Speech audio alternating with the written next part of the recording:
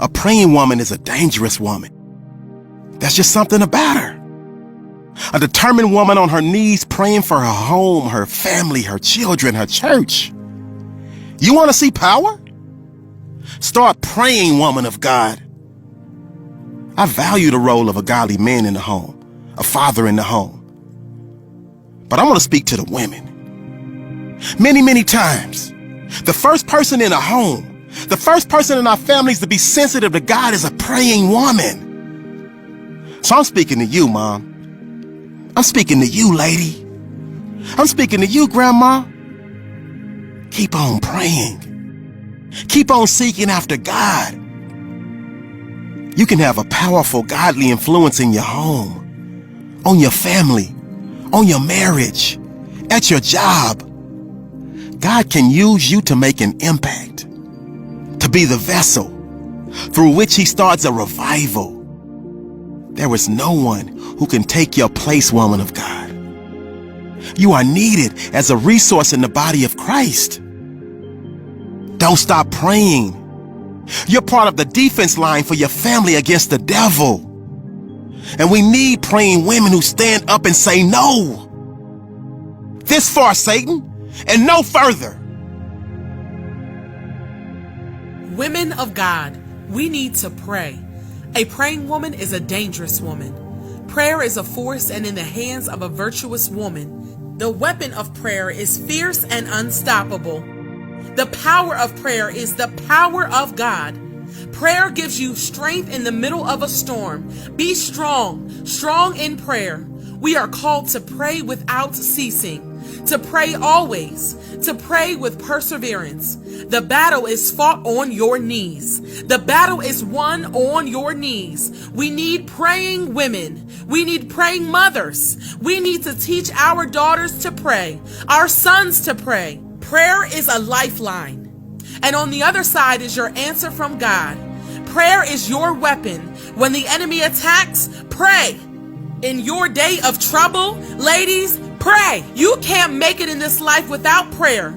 You can't live without prayer. At some point in your life, you will realize prayer changes things. Don't wait for trouble to come so that you pray. Don't wait for an attack for you to realize how important it is to pray. Pray always, pray diligently, and pray with authority. When you need a provider, get on your knees and pray. When you feel lost, find yourself in prayer. When you're broken, find healing in prayer. When you're in need, find safety and seek refuge in prayer. When you're tired, endure in prayer. Don't just go through trials. Don't just go through life. Pray through life. Let me tell you what happens when you pray.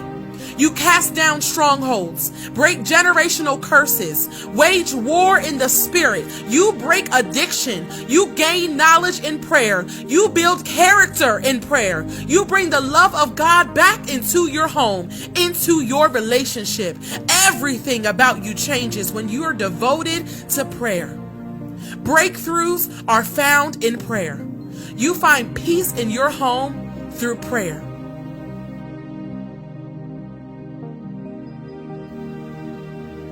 The power of a praying woman. If you're a praying lady, don't stop now. If you're a praying mother, don't stop now. If you're a praying wife or a young girl, then press on. Keep praying, because now more than ever is the time that we need women of God to stand up in prayer. Now is the time to seek God. We need women of faith and prayer. We need women filled with more faith than fear. It's these kinds of women that can alter the destinies of their own families, of their children, of everything and everyone around them. Let me tell you something about a praying woman. A praying woman is dangerous. A woman of faith is dangerous. She goes to war in her prayer closet. The Shunammite woman's faith was so strong that she took the lifeless body of her son straight to the feet of God's servant, Elisha. And she was like, God, you deal with that. And I'm speaking to you right now. Take it to the Lord and tell him, God, You deal with this. You deal with my finances. You deal with my business. You deal with my kids, with my supervisor at work. The power of a praying woman can be seen on Hannah, crying, pleading, but more importantly, praying to the Lord. Give me a child. And her prayer moved God.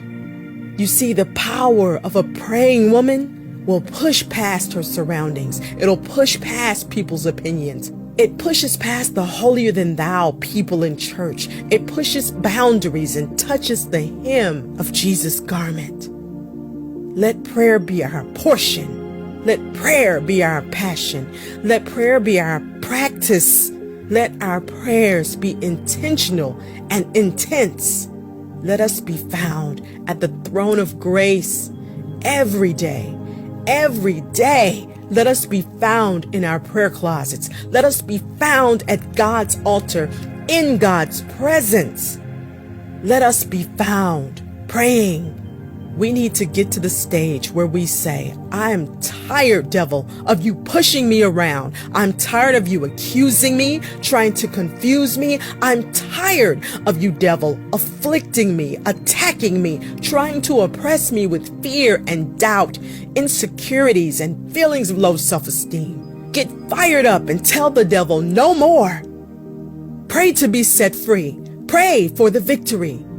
We must be a people with a cutting edge of mighty prayer, a people that disrupt and dislodge satanic forces that try to form strongholds in our homes, in our minds. I want to highlight the fact that one woman can make a difference by her powerful prayer. In fact,